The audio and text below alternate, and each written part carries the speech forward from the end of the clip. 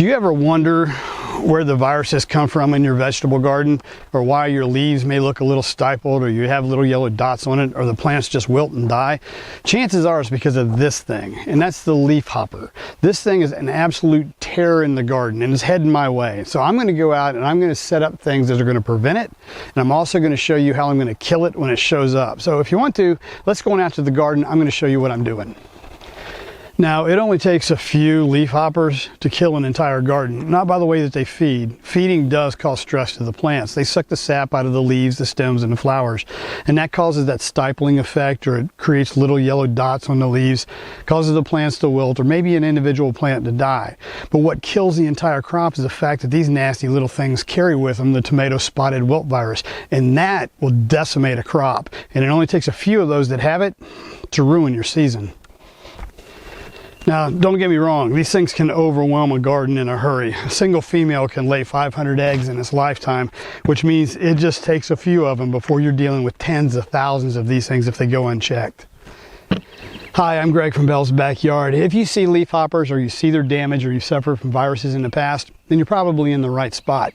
But if you see a different bug or a different type of damage, then you probably have a different type of issue.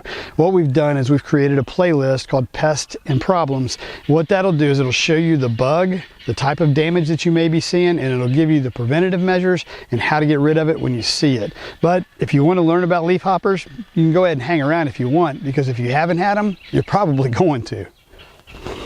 Now, a leafhopper can vary in size between 1/8 of an inch to 1/4 of an inch, and their colors can vary too. Some of them are just green, and others are like super brightly colored. One way that you can tell a leafhopper, it has this long cylindrical body, but it also has the ability to move sideways that you don't see in a lot of insects, kind of like a crab does. So how do you get rid of these tiny little tears? Well, let's talk about companion planting. It is the least invasive way that you can deter this pest. The plants that you want to plant next, does that make sense? What you want to plant next to your crops is going to be onions, chives, garlic, basil, oregano, and thyme. The smell of that actually helps deter the pest. Now, you can do this one of two ways. You can companion plant, like I've done right in front of me. I've got a strawberry plant with some garlic surrounding it, and there's some basil behind it. Or I can interplant, and that means that I'm taking an entire row of this garlic right here, and I'm putting it right next to my crop. Over beside my peppers, I've planted them right next to some red onions, but that red onion row is also right next to my tomato plants. Either way, you get them close, that's going to help deter that pest. Naturally, another way to control them naturally is to bring in parasitic insects. The top 3 parasitic insects are the green lacewings, the parasitic wasps, and the ladybugs. But before we can bring them into the garden, we have to build those 3 insects a home. What they love to live in near or by is going to be, number 1 in flowers will be marigolds. And I think everybody understands the power of marigolds. Number 2 is zinnias. Number 3 is going to be cosmos. They actually not only work as a home for these bugs, it also kind of makes the garden look pretty cool. If you want to bring in herbs, they love to live in basil, oregano, fennel, and dill. Add those to the garden, you're going to attract those predatory insects, and they're going to go to town eating those leafhoppers. Now, another thing you may want to consider is a yellow sticky trap. Now, you can purchase these in a store, or you can make your own. Now, yellow sticky trap, just as the name implies, is yellow, and because of the color yellow, it attracts the leafhopper, and it's incredibly sticky. Once it touches it, it won't let it go. Now, the ones that are in the store are usually just a square little yellow sheet, and you can just stick it in your garden on a stick and you're fine. Or you can make your own. You can go to these party stores and get yellow solo cups. You can cover it with Vaseline, or you can do what I like to do and cover it with something called Tanglefoot. You can get that on Amazon. I'll see if I can leave a link to the description below. But you just take a bamboo skewer, put the solo cup on top of it, spray it with the Tanglefoot. It seems to stay there a lot longer than the Vaseline does. It attracts the leafhoppers, they stick to it, and they're done.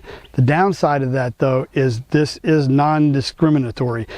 It will stick any bug and it will kill any bug. So in the past, I have seen a ladybug or two, or a parasitic wasp, or any of the pollinators like a bee stuck to it.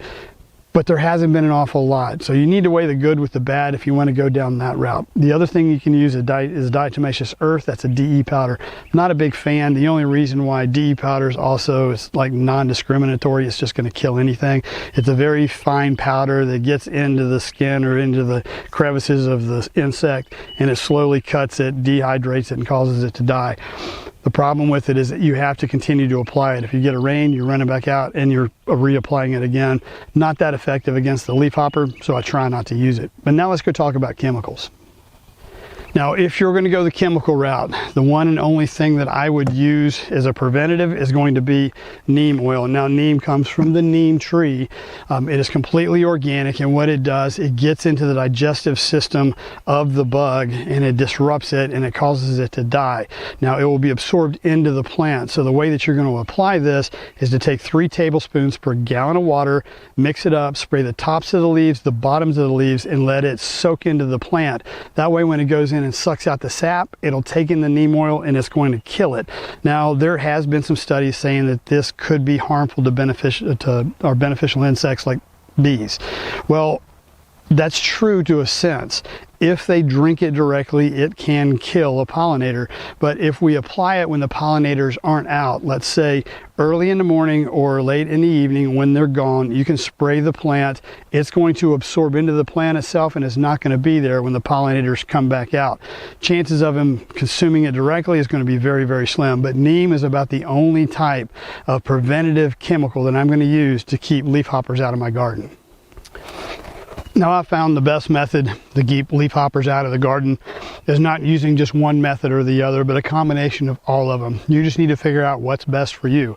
Is it companion planting? Is it bringing in predatory insects with some flowers that are going to attract them in? Is it sticky traps?